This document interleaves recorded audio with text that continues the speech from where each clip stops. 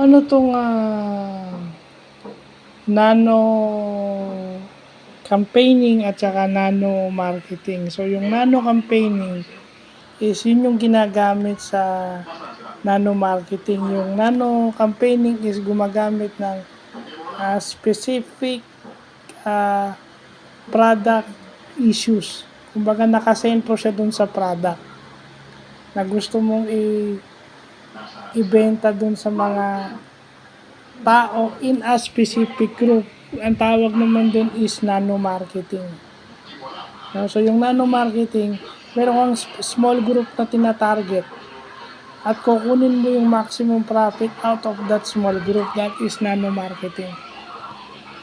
And then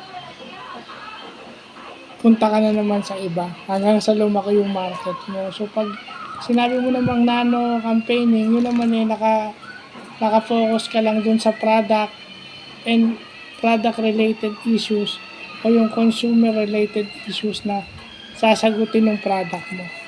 So yun ang bago natutunan natin yung nano campaigning na yan at saka nano marketing. Well, ganun lang kasimple yun. Kaya pala may mga companies o may mga agents na ang target is small group. At yung campaigning na ginagamit nila doon sa nano marketing is nano campaigning. So, yun lang po.